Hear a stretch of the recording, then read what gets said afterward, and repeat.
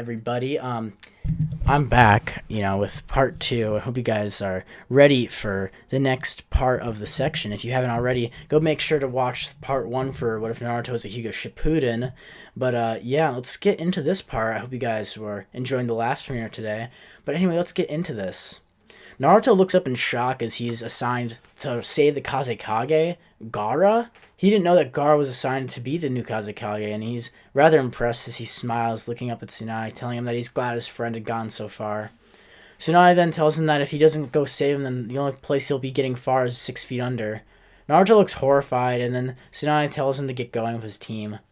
Naruto rushes out as he meets up with Kakashi and Sakura. Alright guys, let's go. This is our team mission status. Kakashi reads through it rather quickly using his Sharingan and tells them they should get going now, as they all begin to head out. They begin walking across the land of fire as they rush towards the actual the land of wind. After 3 days, they finally make it towards the land of wind, where they see sand flowing in every which way, and the dust flowing throughout the air would get into their eyes. Naruto deactivates his Byakugan so as to not have to see each particle moving out throughout the sand, which actually hurt his eyes a little bit. Naruto covers his face with a cloth as he and the rest of the team would continue moving forward. Every so often, if they got lost, Naruto uses Byakugan to look to the correct direction. As Naruto and the team would make it towards the sand village, Naruto would then get to the front gates. They'd be allowed in to where they would then see Kankuro in pain in the main office. Sakura immediately begins treatment of Kankuro and tries to save him, using her specialized medical ninjutsu. Naruto helps Sakura by using his Byakugan to direct exactly where the poison is, which Sakura thanks him for, as Naruto's become much more precise with his visionary skills and prowess. Naruto would then ask what happened, and then they would say that Kankuro went after to go try and save Gaara himself, but unfortunately he had been taken by one of the Akatsuki's poison attacks. Sorcery of the Red Sand. Naruto would then nod and say that he and the rest of their team will head out to go and confront them immediately. Kakashi tells him to wait and asks if there's any catch to anything that happened before so they can understand what happened. The two Akatsuki members known as Deidara and Sorcery had come to the Sand Village to try and attack and capture Gaara, to try and tame the One-Tails. Naruto thinks about the creature inside of him himself being a Jinchuriki of the Nine-Tails, and he tightens his fist thinking of how cruel that was. They then tell them that they should head out immediately, and this is when Lady Chiho, noticing that Sakura was a student of Tsunade, says that she wants to come with as well, that if they're going to fight Sorcery, they're definitely going to need his help against his poisons. Lady Chiho would then go with the team as they begin to head out. Now Kankuro feeling better after the poison had been removed from his body. Naruto and the team would then head out over the sand, as they see multiple traps led along the way, which Naruto easily can tell where they are using his Byakugan, which breaks through most Genjutsu as well. Team 7 and Lady Chiho would continue rushing forward, as they eventually make it to that same valley. Guy's team would be coming out to try and assist them with the capturing of the Akatsuki and reclaiming of the Kazekage, but this is when they run into the clone traps, or filler. But anyway, Naruto and Team 7 would then head into the cave, as Naruto scans using his Byakugan and tells Sakura that there's definitely some members of the Akatsuki in there. Naruto would then ask Sakura if she wants to do the honors, and she says with pleasure. She charges her hands with chakra, she then punches the boulder, causing it to split in half directly and fall to the sides. Kakashi and Naruto both clap politely as they then jump down to join her. As they walk into the cave, they then see Sasori and Deidara, with Lord Gaara laying down, seemingly dead. Naruto would rush over almost instantly as he runs to Gaara and touches his fingers to his neck. Gaara! Gaara, are you okay? Gaara would not open his eyes, and his breathing was stilled. The air in Naruto's chest would stop for a second, as he feels like he's drowning. He then looks up to the Akatsuki members and says he's going to kill them.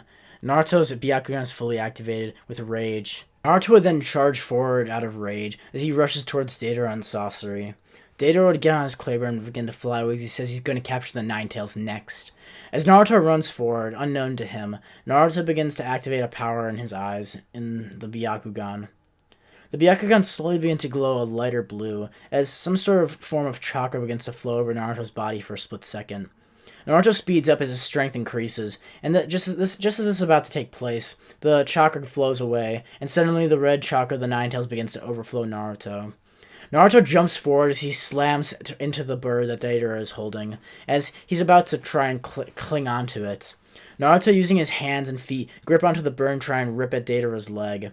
Kakashi, who is running behind him, now tells Naruto to get off of him, as they might not be able to come back and help Sakura and Chiho. Just as he's doing this, Kakashi decides he has to help Naruto, as he pulls back his headband to reveal his Mangekyo Sharingan. He quickly activates the Mangekyo Sharingan and uses Kamui to teleport away Datara's arm, just as Naruto's pulling on it. Datara yelps in pain as he feels his arm go missing. He then rips Naruto off as he destroys the bird, having it explode, pushing Naruto back. As Naruto falls into the woods, his Nine-Tails chakras begin to overpower him, as his Byakugan are gleaming a brighter red, with the slit of the Kyuubi in between them. Naruto looks back to Kakashi as he snarls, with the three tails completely surrounding him. Now Kakashi pulls out the seal that Jiraiya had given him on paper and rushes forward and stamps onto Naruto's head, just as the Nine-Tails seal is tightened. Datara barely makes it away, as he hides in the forest to see if Sasori will make it out alright. Naruto and Kakashi walk back as they make it back, trying to see if they can help Sakura and Chiho still. Once they make it back, they see that Sakura and Lady Chiho had actually taken care of and finished off the Sorcery of the Red Sand. They then take Gaara's body, which Naruto holds sadly as they walk back. Lady Chiho, seeing Naruto's determination as a fellow Jinchuriki, as well as for a member of someone outside of his village, a member of the Sand, takes this opportunity and says that she's going to sacrifice her life to save the young Kazekage. She then Lady Chiho uses her jutsu to save Lord Gaara's life. As she then dies, Gaara would then awaken. Gaara would see Naruto and thank him for saving him, with Naruto telling him that he didn't do anything and that Lady Chiho is the one who did everything to save him. Gaara then looks to everyone around him, including the other Sand Shinobi who were now there, awing as their Lord Kazekage had returned to them.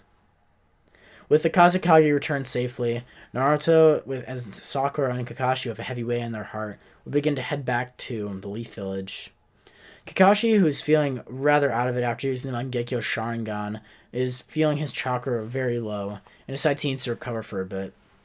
As they make it back to the Leaf Village, this is when Yamato would be assigned to be the leader for Naruto's team. Their next mission would be to investigate the information that Sakura had gained from Sasori, the Red Sand. They're going to be investigating a bridge over near the Land of Grass, where they would be able to find and see Sasori's spy that is currently working for Orochimaru for him. Naruto would then head out, and just as he gets back to the village and decides to go and head out of his house to go hang out with Shikamaru and Choji, Naruto would then see his longtime friend and also rival, Neji Hyuga. Big brother! Naruto would say as he runs forward to say hi to Neji. Neji would turn around, not realizing that Naruto's back in the village, as he sees Naruto. Neji sees that Naruto's Byakugan seem even brighter now than before. He then gives Naruto a hug and says it's good to see him. Naruto tells him it's been so long and asks how he's doing. Neji smiles and tells him it's been going well. This is when Neji, Hinata, and Naruto decide to go out and hang out with Choji, as well as Shikamaru. All five of them are running around, with Naruto and his two cousins, while his two friends are with him too. This is when they'd run into Sai. The three Hyuga members, along with the other two, Shikamaru and Choji, would be confronted by Sai as he decides to test their power, especially the Jinchuriki of the Nine-Tails power. He quickly creates some art forms of tigers as well as other animals, which begin to rush towards them. Naruto and Neji easily take care of this in almost a split second before anyone else can even do anything. You ready? Yeah. Neji and Naruto rush forward as they begin to activate the Gentle Fist style, with Naruto easily using one taps with his finger in Gentle Fist style to completely disintegrate each individual drawing. Neji and Naruto come out on top, defeating all of the drawing animals with seemingly no pressure at all. He then looks back at Neji and smiles, telling him that he's gotten the Gentle Fist style and the 64 palms trigrams completely down. Neji then tells him and smirk that we'll see about that. Naruto would then look up to Sai and ask him what is he doing to him and why is he attacking him in the middle of the village. Sai would say nothing as he decides to teleport away and tell Danzo of this predicament that he's found, as well as how strong Naruto seems to be. This is when Sai comes into the Foundation building and reports to Lord Danzo. He's extremely strong, especially for a Hyuga clan member. I might consider him even inviting him to join the Anbu Black Ops now. Danzo would then nod, as he then tells him that might be an easier way to control the Nine-Tails. But they'll get onto it next time. However, now, Sai, it's your turn to try and do your best to get me more information about Orochimaru and complete your mission. And what mission would that be, sir? Sai asked with questioning. You know, Sai, to kill Sasuke Uchiha. If you guys want to see part 3 for What If Naruto was in Shippuden, which you'll be getting, but, you know, whatever. Make sure to hit the like button for show me some support. Make sure to comment down below what you thought of the video. And yeah, I'll see you weebs later in the next part. Bye.